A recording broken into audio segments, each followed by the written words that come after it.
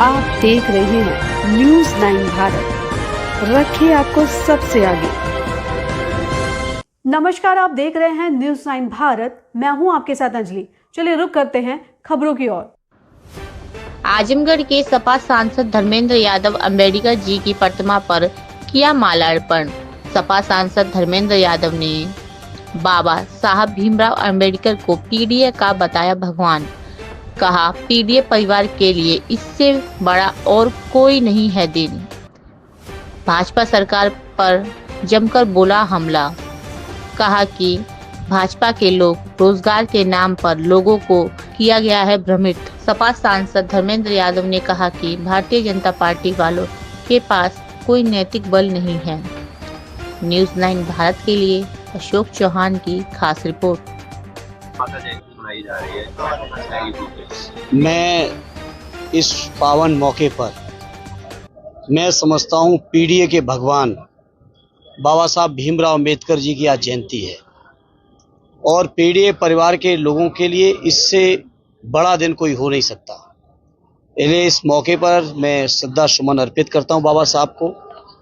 और जैसा कि हमारे राष्ट्रीय अध्यक्ष जी ने संकल्प लिया है, उन्हीं के संकल्प को दोहराते हुए, अनुसरण करते हुए आज के इस मौके पर संकल्प लेते हैं कि बाबा साहब के बनाए हुए संविधान को, बाबा साहब के संविधान में दिए हुए अधिकारों को, चाहे वो आरक्षण के रूप में हो, चाहे सम्मान के स्वरूप हो, स्वाभिमान के स्वरूप हो, हक अधिकार भागीदारी के स्वरूप में हो, उसके लिए और उसकी रक्षा के लिए पूरा जीवन हम लोग संघर्षरत रहेंगे और किसी भी कीमत पे, चाहे कितने भी षड्यंत्र हो जाएं, बाबा साहब के संविधान के साथ कभी छेड़छाड़ नहीं होने देंगे। ये आज के इस मौके पर मैं अपनी ओर से संकल्प लेता हूँ। मैं समझता हूँ हमारे सभी समाजवादी साथियों का यही संकल्प होगा। आपने कहा हम सांसद होंगे तो पहले बजट से इस जगह का जीर्णोद्धार होगा, और कल आपका शिलान्यास जब पत्थर लग रहा था उस समय कुछ लोगों ने, बीजेपी के लोगों ने, देखिए कुछ लोग ऐसे हैं, पत्थर बड़ी बात नहीं है। बड़ी बात यह है कि लोगों की मानसिकता क्या निकली।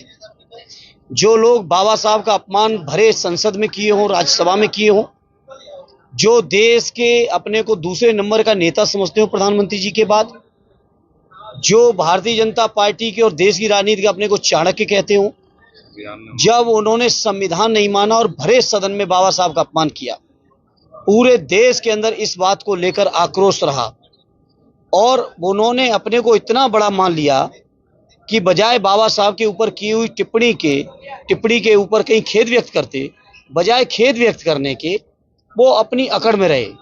और ये जो लोग पत्थर का विरोध कर रहे हैं, ये बहुत छोटे लोग हैं, बहुत मामूली बात है। पत्थर के विरोध ये नहीं, बाबा साहब ने पूरे जीवन विरोध झेला है।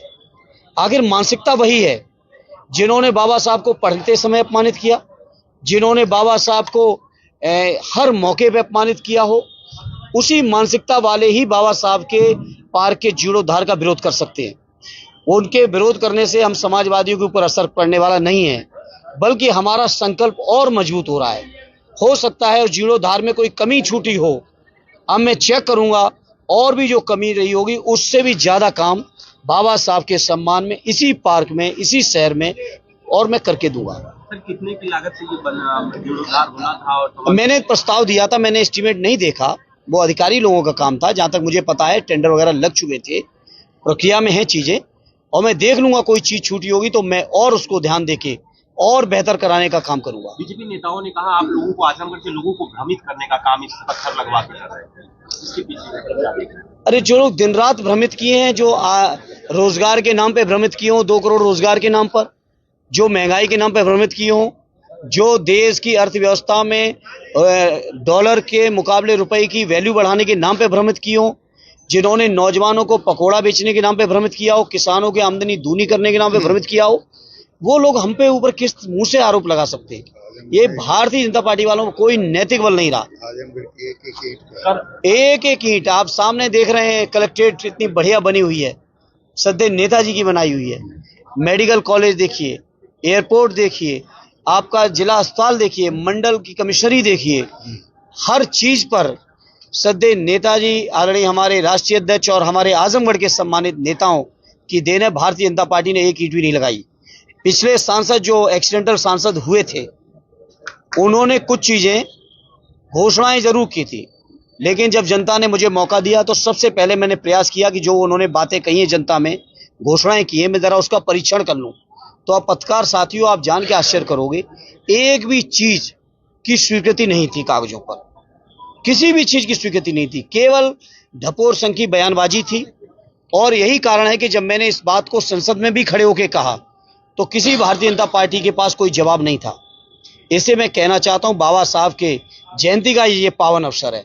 आज के इस मौके पर संकल्प लेता हूं कि जो लोग बाबा साहब के अनुयायियों को परेशान कर रहे हैं, हमारे आगरा के सांसद आदरणीय रामजी लाल सुमन जी के साथ जिस तरीके का व्यवहार अभी 2 दिन पहले आपने देखा आगरा में, उससे पहले 26 तारीख को उनके घर पे हमले हुए, ये बाबा साहब के अनुयायियों पे हमले हैं।